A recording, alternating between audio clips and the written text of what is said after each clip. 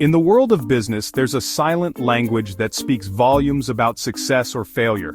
This language is accounting, and the balance sheet is its most powerful statement. Understanding the balance sheet is not just for accountants.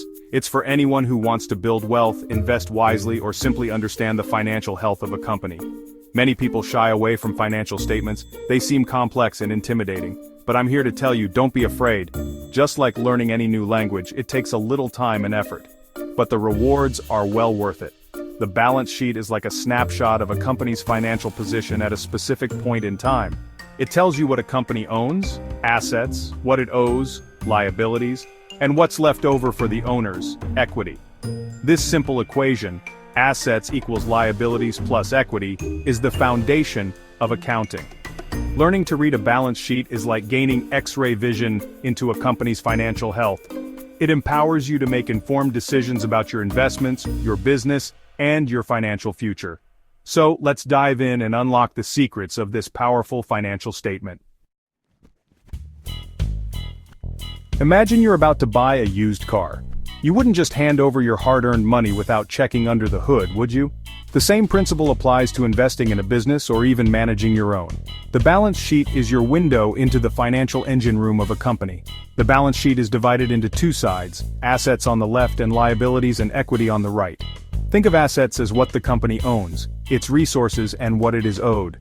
These can be tangible things like cash, inventory or equipment, or intangible assets like patents and trademarks.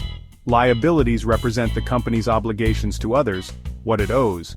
This could include short-term debts like accounts payable or long-term loans. Finally, equity represents the owner's stake in the company, what's left over after all liabilities are paid. Each of these components provides crucial information about the company's financial position. By analyzing the relationships between them, we can gain a deeper understanding of its strengths, weaknesses, and overall financial health. One of the most critical aspects of financial health is liquidity. Simply put, liquidity refers to a company's ability to meet its short-term financial obligations as they come due. In other words, can the company pay its bills on time? Imagine a company that has a large factory and a lot of expensive equipment, assets, but very little cash on hand. If a large bill comes due, they might struggle to pay it, even if they are technically profitable. That's a liquidity problem. Assessing liquidity is crucial for both investors and business owners. Investors want to know that a company can meet its short-term obligations and continue operating smoothly. Business owners need to ensure they have enough cash flow to cover expenses, pay suppliers, and invest in growth opportunities. In the next section, we'll explore some key financial ratios that help us measure a company's liquidity and understand its ability to manage short-term financial obligations. While liquidity focuses on short-term obligations, solvency looks at the bigger picture, a company's ability to meet all its financial obligations, both short-term and long-term. It's about whether a company can stay afloat in the long run, not just survive the next few months. A company with high levels of debt might seem successful on the surface, but it could be a house of cards. If profits dip or interest rates rise, they might struggle to make their debt payments. That's a solvency problem. Understanding a company's solvency is crucial for investors. It helps them assess the risk associated with investing in a particular company. A highly leveraged company, one with a lot of debt, might generate higher returns, but it also carries a higher risk of default. In the following sections, we'll delve into specific ratios that help us evaluate solvency and understand the long-term financial sustainability of a company. Section 5. Profitability. Are you making money? Profitability is the lifeblood of any business. It's the ability to generate earnings from operations. A company can be liquid and solvent, but if it's not profitable, it won't stay in business for long.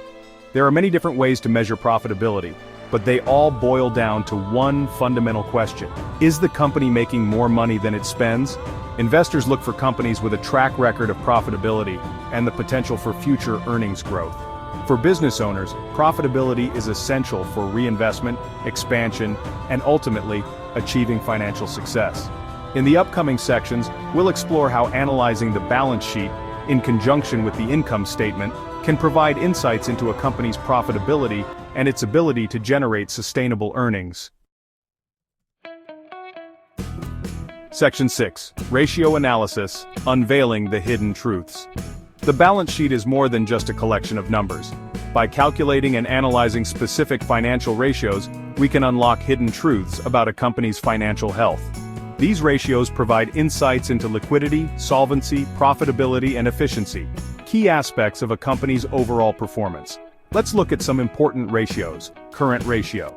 This measures a company's ability to pay its short-term liabilities with its short-term assets. A current ratio of 2 or more is generally considered healthy. Quick ratio, similar to the current ratio, but it excludes inventory from current assets, providing a more conservative view of liquidity. Debt-to-equity ratio.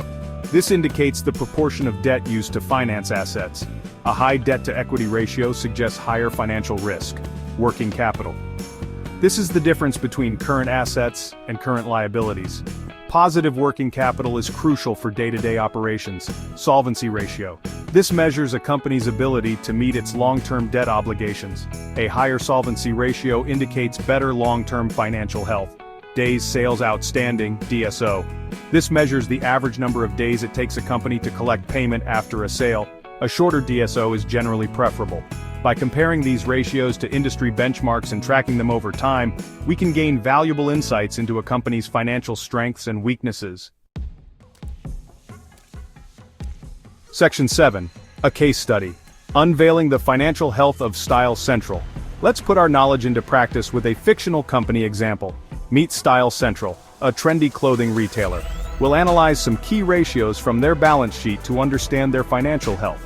Current ratio. Style Central has a current ratio of 1.8, indicating they have $1.80 in current assets for every $1 in current liabilities. This suggests reasonable liquidity, but there's room for improvement. Quick ratio. Their quick ratio is 0.8, meaning they might face challenges meeting short-term obligations if inventory sales slow down. Debt-to-equity ratio. Style Central has a debt-to-equity ratio of 0.5. Suggesting they use a moderate amount of debt financing. Working capital. Their working capital is positive, which is a good sign, but it's essential to monitor its trend over time. Days Sales Outstanding. Style Central has a DSO of 45 days, which is relatively high, indicating potential inefficiencies in their cash collection process. By analyzing these ratios, we get a clearer picture of Style Central's financial health. They have decent liquidity overall, but could improve their quick ratio and DSO.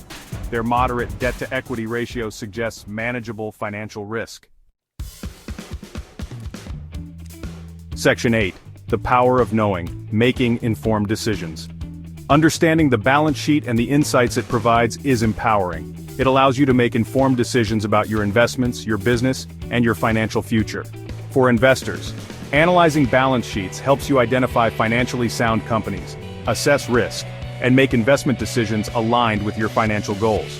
For entrepreneurs, understanding your own balance sheet is crucial for managing cash flow, securing financing, and making strategic business decisions. For everyone, financial literacy, including the ability to read a balance sheet, empowers you to make informed decisions about your personal finances, investments, and overall financial well-being. Section 9. Your path to financial literacy. Learning to read a balance sheet doesn't require an accounting degree. There are countless resources available, from books and online courses to financial websites and educational materials. Start by familiarizing yourself with the basic concepts we've covered. Practice analyzing the balance sheets of different companies. Look for trends, compare ratios, and ask questions. The more you practice, the more comfortable and confident you'll become. Remember, financial literacy is a journey, not a destination. The more you learn, the better equipped you'll be to navigate the complex world of finance and achieve your financial goals.